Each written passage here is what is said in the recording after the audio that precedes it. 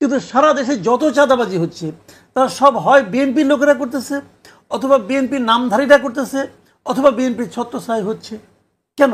BNP তো ক্ষমতায় নাই, হচ্ছে কেন? এটা হলো কি আসলে একটা কালচার।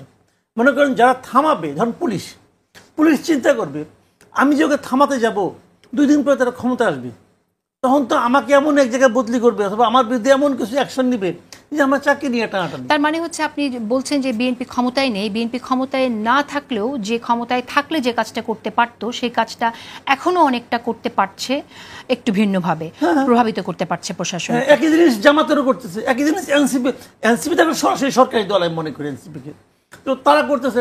মানে সরকার তাকে সাপোর্ট দেয় কি দেয় না সেটা কিন্তু ভিন্ন প্রসঙ্গ। প্রসঙ্গটা হলো আইন শৃঙ্খলা রক্ষাকারী বাহিনী, পুলিশ বা প্রশাসন যারা আছে, মাঠ পর্যায়ে প্রশাসন, তারা তাদের প্রতি কি মনে করে, তাদের মধ্যে পারসেপশনটা কি? তাদের মধ্যে পারসেপশন হলো এরা ক্ষমতার ঘনিষ্ঠ। আমি যদি এদের কথা না শুনি তাহলে আমাকে চলে যেতে হতে পারে, আমার বিরুদ্ধে আন্দোলন হতে পারে, আমি আমার ঘর সংসার নিয়ে আমি বিপদে পড়তে পারি। তারা এইটা চিন্তা করে। কিন্তু তো এই চিন্তার যে প্র্যাকটিসটা, এই যে কালচারটা আমাদের এখানে আছে, যে একজন লোক সে যদি সরকারি দল করে তার অপরাধকে ধরা হবে না, এই কালচারটা যতদিন পর্যন্ত আপনার না যাবে ততদিন পর্যন্ত এরকমই ঘটবে। আমি আজকে পত্রিকা পড়লাম, আজকে কালকে তো পত্রিকা পড়লাম যে কয়জন লোক বলতেছেন প্রত্যক্ষদর্শী, তারা বলতেছেন আমাদের সামনে মাসে কিন্তু আমরা সাহস পাইনি, তারা যে ফেরাবে সাহস পায়নি। দেখেন কতগুলি পয়েন্ট, সাহস পায় নাই। এখন তারা যখন বলতেছে মানে খুবই অবাক করা ব্যাপার যে সাহস পায়নি। যখন এটা শুনলাম তখন আমার মনে হলো যে এই জনতাই কিন্তু হাসিনাকে পতনের জন্য সাহস নিয়ে রাস্তায় নেমে এসেছিল। এরা সাহস পায় নাই। আবার আমি আবার ওই চিন্তাটা করি যে সাহস যে আসলে পায় নাই তার প্রমাণ হলো যখন সে সাংবাদিককে বলতেছে তো নিজের নাম বলতেছে না, মানে এখনো সে বলার সাহস পায় না আসলে। এই আবার পার্ট হতে চায় না, এটা সাক্ষী হতে চাইছে না। কেউ তো 999 ফোন করে নাই, কেন করলো না? সাহস পায় নাই। খেয়াল করেন জিনিসটা। এখন তারা সাহসটা কার কাছ থেকে পাবে? সাহসটা তাকে দিবে কে? সাহসটা দিবে তাকে সরকার। এই জায়গায় হলো সরকারের ব্যর্থতা। সরকার বলে একটা করে আরেকটা। এই মব থামানোর জন্য সরকারের যে কর্মকাণ্ড, মানে এর চেয়ে হাস্যকর আর কোনো কর্মকাণ্ড থাকতে পারে না।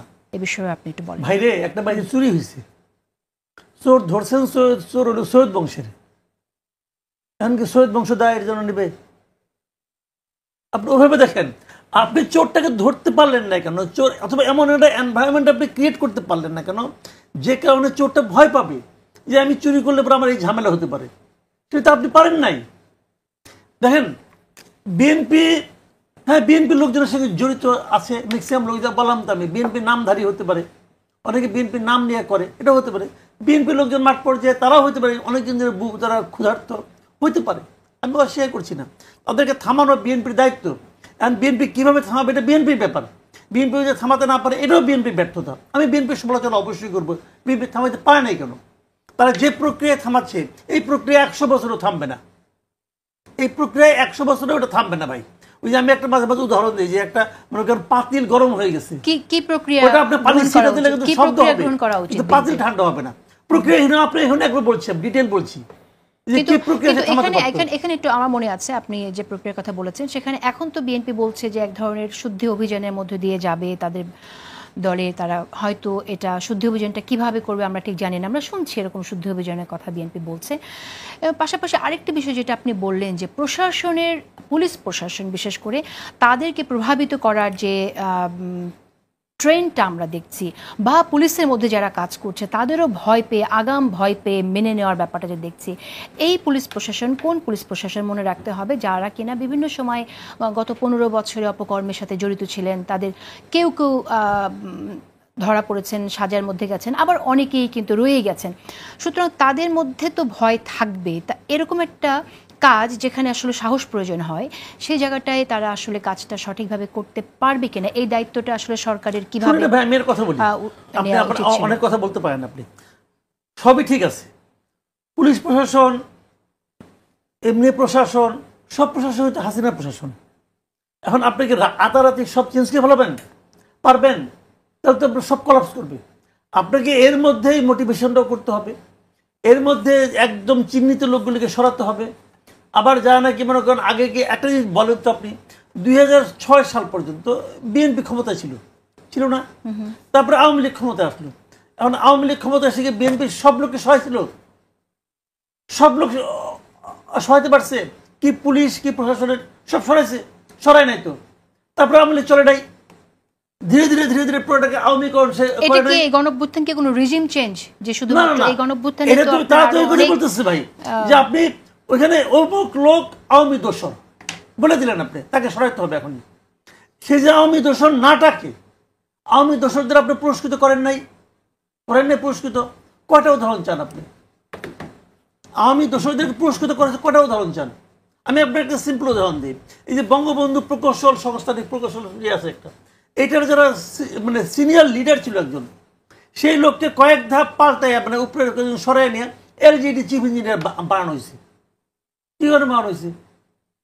কারণ ওই মন্ত্রী তার সঙ্গে একটা যোগাযোগ ব্যবস্থা হয়েছে, একটা কিছু লেনদেন হয়ে গেছে। কই এখন তো তার আওয়ামী লীগের দোষর বলে না, ফ্যাসিস্টেরই বলে না, অনুচর বলে না কেন? তাহলে এই সরকারকে আমরা বলছি গণঅভ্যুত্থানের সরকার, কিন্তু এই সরকারের মাধ্যমে আমরা কেন কতগুলো মুখস্থ কথা বলেন এটা আমি বুঝি না। এটা গণঅভ্যুত্থান সরকার কিভাবে হয়? কি সরকার বলবো তাহলে আমরা? এটা ডক্টর ইউনূসের সরকার। কি সরকার? ডক্টর ইউনূসের সরকার। এটা ডক্টর ইউনূস কি গণঅভ্যুত্থানের সঙ্গে ছিল সে? কিন্তু গণঅভ্যুত্থানের শক্তিরাই তো এখানে আপনার বিএনপি আমরা শুনেন বলি। গণঅভ্যুত্থানের সরকার, আপনি আমাকে কথা ডিটেল বলতে দেন। গণঅভ্যুত্থানের সরকার, গণঅভ্যুত্থান যখন হয় তখন সামনে কিছু লোক ছিল, তারা নিজেদেরকে লিডার দাবি করছে, তারা সংগঠিত নেতা হয়ে গেছে, তারা বলছে এই লোকটাকে আমার আনতে হবে। আপনি ওই লোকটাকে আনছেন, ওই লোকটার এই আন্দোলনের সঙ্গে কি সম্পর্ক ছিল? উনি যাদেরকে নিয়ে আসছেন তাদের কার এই আন্দোলনের সঙ্গে ছিল সম্পর্ক বলেন তো? বদিউল আলম মজুমদার, তার এই আন্দোলনের সঙ্গে কোনো সম্পর্ক ছিল? নূরজাহান বেগম, কোনো সম্পর্ক ছিল? বলেন আপনি আমাকে, কার সম্পর্ক ছিল?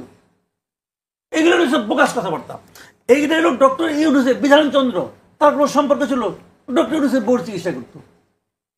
তাহলে বাইরে শত্রু খুঁজেন না, ঘরের মধ্যে শত্রু আছে ওনার, ওইটা খুঁজতে বলেন আগে, বাইরের শত্রু অন্যরা খুঁজবো না। আপনিও বলেন, আপনার তো উনি খবর যখন অসুস্থ ছিলেন আপনার সাথে কথাও বলেছিলেন, আপনি বললেন সেটা ভালো হয়। ওটা তো অন্য হিসাব, ওটা তো আপনার পার্সোনাল রিলেশন। তো অনেকের সঙ্গে আমার আছে, অনেকে আমাকে ফোন দেয়, এটা বলে বিপদে পড়ছিলাম। অনেকেই ফোন দেয় আমাকে, এটা ফোন দেন, আপনি ফোন দেন, অনেকে দেয় তো, এটা দেয়। বাট আমি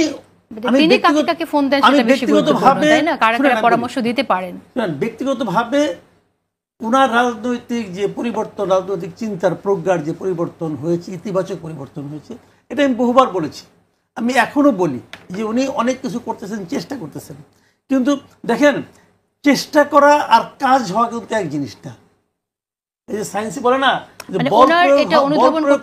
কাজ হয় না, আপনি এটাকে অনেকক্ষণ দিয়ে ঠেললেন কিন্তু নড়লো না, তাহলে কাজ হলো না, কিন্তু এটা পণ্ডশ্রম বলে। উনি যেভাবে করতেছেন কাজ তো হচ্ছে না, কাজ যে হচ্ছে না এটা কিন্তু আমার বলার দরকার নাই, কাজ তো হচ্ছে না, প্রতিদিন তো আগের দিনের চেয়ে বাড়তেছে, অর্থাৎ ওনার দলের লোক তো হচ্ছে। কিন্তু আমি কিন্তু এর জন্য চূড়ান্ত দায়টা দিব সরকারকে, এই ঘটনার জন্য। কিন্তু পাশাপাশি এইটাও তো ওনাকে মানতে হবে যে ওনার দলের কি অবস্থা, ওনার দলের অবস্থা যে ভালো না এটা তো বোঝা যাচ্ছে, ওনার দলের উপর যে ওনার কমান্ড কাজ করছে না এটা তো বোঝা যাচ্ছে। একটা লোককে যখন উনি বহিষ্কার করেন, এটার মাধ্যমে উনি পুরো দলকে কি মেসেজ দেন? এই মেসেজটাই জানেন যে তোমরা এই কাজটা করলে তোমাকে আমি বহিষ্কার করবো। কিন্তু কেউ তো বহিষ্কারে ভয় পাচ্ছে না। কেন পাচ্ছে না? এই কারণে বড় দলের যে সমস্যাগুলি হয়, ট্র্যাডিশনাল বড় দলের আর কি, সেটা হলে এখানে অনেক ভাই দাঁড়ায় যায়।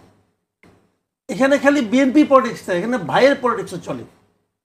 অনেক নেতা হ্যাঁ, তারা প্রোটেক্ট করে, এবং যখন প্রোটেক্ট তখন তারা জানেন যে আমাকে একবার বহিষ্কার করবো 2 থেকে 3 মাস, তখন ইলেকশনের সময় আসবে, তখন আমাকে আবার দলে ফেরত দেবে। ওই ভাই বলে দিছে তুই কাজ চালাই যা, আমি তো আছি। তো এই জিনিসগুলো তো উনি কন্ট্রোল করতে পারতেছেন না। অনেকে বলছেন যে তারেক জিয়ার দেশে আসা উচিত, তিনি আসলে পরিস্থিতি চেঞ্জ হবে। আপনি কি মনে করেন? চেঞ্জ হবে, অবধারিতভাবে চেঞ্জ হবে। উনি আসলে পরে একটা ড্রামাটিক চেঞ্জ হবে, এবং ওনার তো অনেক আগে আসা উচিত ছিল। অনেকে বলতেছে ওনার নিরাপত্তার সমস্যা, যখন ইলেকশন হবে তখন উনি আসবেন না, তখন নিরাপত্তার সমস্যা হবে না? ভাই রাজনীতি করতে নামছেন, এখন যদি আপনি জুজুর ভয়ে আতঙ্কিত হন, এটা ভালো কথা না। আর আমরা বলি, এটা শুনেন, সাধারণ মানুষ কি হয় জানেন? সাধারণ মানুষ বলেন, কর্মী বলেন, সমর্থক বলেন, তারা একজন অকুত ভয় লিডার দেখতে চায়। পৃথিবীর সব দেশে এইটাই নিয়ম। একজন ওই যে আপনার কাপাকাপি করার লোক আবার দেখতে চাই না আমার নেতা হিসেবে, আমি চাই না অন্তপক্ষে, অন্য কেউ চাইতে পারে। আর উনি বলবেন মাসুদ কামাল না চাইলেন না চাইলো না, মাসুদ কামাল ইম্পর্টেন্ট। মাসুদ কামাল মানে কি? আমি একটা পাবলিক রে ভাই, পাবলিক আপনার জন্য ইম্পর্টেন্ট, পাবলিকের জন্য নেতা ইম্পর্টেন্ট না, নেতার জন্য পাবলিক ইম্পর্টেন্ট। আচ্ছা, আপনি বলেছেন যে অদৃশ্য শত্রুর প্রশ্ন, অদৃশ্য শত্রু ধীরে ধীরে দৃশ্যমান হচ্ছে, সেই প্রসঙ্গে আপনি বলেছেন যে ঘরের শত্রু আগে দূর করতে বলেন। আমার প্রশ্ন হচ্ছে যে আপনি কি এই বিএনপির ঘরের শত্রুর বাইরেও কোনো অদৃশ্য শত্রু দেখছেন কিনা? শুনেন, এখানে বাংলাদেশের রাজনীতিতে এই মুহূর্তে দুইটা ক্লিয়ার গ্রুপ আছে। একটা হলো বিএনপির নেতৃত্বে একটা দল যারা নাকি দ্রুত নির্বাচন চায়, আরেকটা গ্রুপ হলো যত দেরিতে নির্বাচন হয়। দুইটা একদম ক্লিয়ার। মাঝখানে হলো সরকার। সরকার যে দ্বিতীয় যে গ্রুপটা আছে, যত দেরিতে নির্বাচন হয় তাদের পক্ষে। ত্রিভুজের দুই বিন্দু দুই কোণা হলো একদিকে, আরেক কোণা যারা দেরিতে নির্বাচন চায়, যে সমস্ত পলিটিক্যাল পার্টি, তারা মনে করে যে একবার পরীক্ষার সময় হয়, কিন্তু যে পরীক্ষাটা যদি 5 দিন পিছিয়ে যেত তাহলে আমি খুব ভালো করতাম, ও 5 দিন পরে কিন্তু একই রেজাল্ট করে, কিন্তু মনে করে ভালো করতো। এরা হলো ওই দলগুলি, এরা মনে করে কদিন পিছিয়ে গেলে আমার খুব ভালো হবো, ফল ওটাই হবো ভাই। আর সরকারের মধ্যে কিছু লোক আছে তারা ভাবতেছে যদি 10 দিন পরে হয় তো 10 দিন তো একটু ফুর্তি করলাম, 10 দিন তো 10টা ফাইল সাইন করলাম, 10টা ফাইলে সাইন করলে তো কিছু টাকা আসবে, কিছু আয় ইনকাম তো হবে হবে। এরা আবার ভুলে যায় যে সাইন করে টাকা পাইলে পরে কি হয়, এটা আগে সরকার যে কি হয়েছে এটা ভুলে যায়। তো ভুলে গেলে তো ভুলবে কি আর করবে? সরকারের মধ্যে তাহলে আবার অদৃশ্য বিএনপি শত্রু যাচ্ছে আছে। কত তাড়াতাড়ি ইলেকশন হবে, ইলেকশন হলে পরে আমি ক্ষমতায় যাব, অমুক তমুক। বাট একটা জিনিস জানেন, অনেকে বলে যে বিএনপি ক্ষমতা আসলে, ইলেকশন হইলে কি সব সমস্যার সমাধান হবে? না, হবে না। সব সমস্যার সমাধান হবে এটা আমি বলছি ওটা।